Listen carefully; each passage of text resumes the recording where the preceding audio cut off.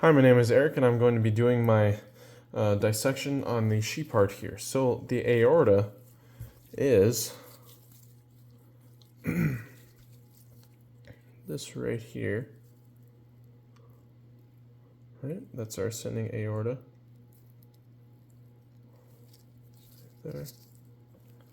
There, these two right here. Okay, we have our apex at the bottom here, which is the pointed end of the heart consisting of the heart in the left ventricle, which is that right here. Also, the aorta carries blood to the systemic circuit and emerges from the left ventricle right here, as seen. And that goes clearly through here and here. We have the artery, which is also the aorta here. That carries blood away from the heart. We have an atrium. We have two of those in our heart here. We have one right there and then one right here. Those are the upper chambers of the heart that receive the blood.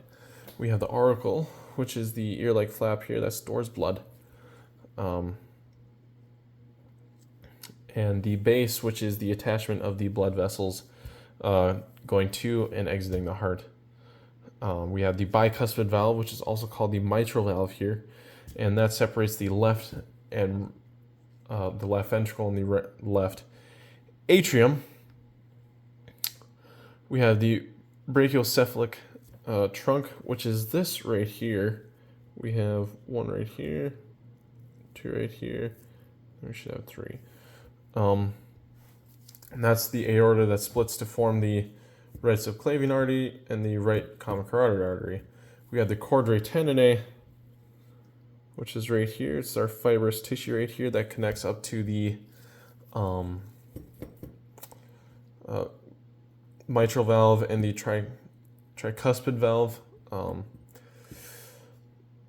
Coronary artery is the artery leading from the aorta that supplies, let's see here, blood to the heart muscle, which would be right here. It cuts down just like that.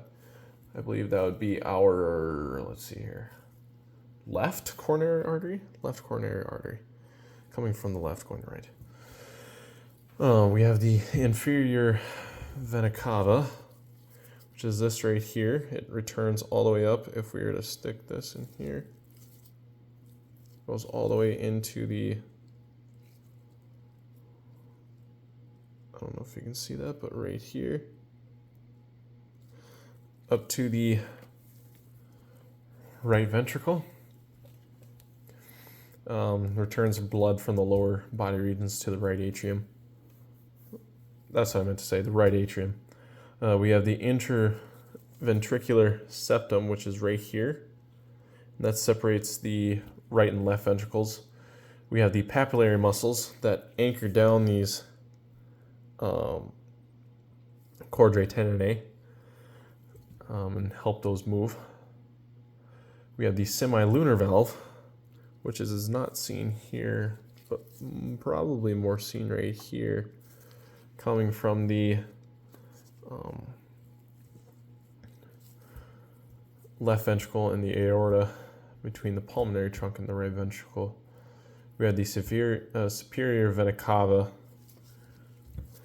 is the large, let's see here, not that one, right here, this guy right here. It returns blood to the right aorta or atrium here. We have the trabeculae carneae, which are the folds and ridges. We should be able to see like some of these right here, folds and ridges.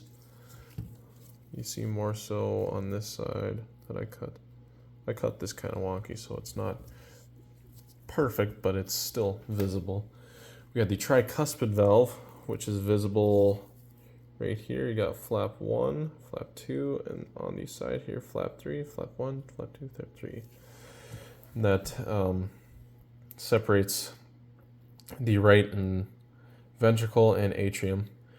We have the veins that return blood to the heart, which could be any one of these, the superior vena cava or your inferior.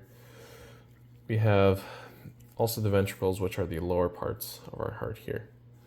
The two lower chambers that force blood into the aorta or the pulmonary arteries. Thank you very much.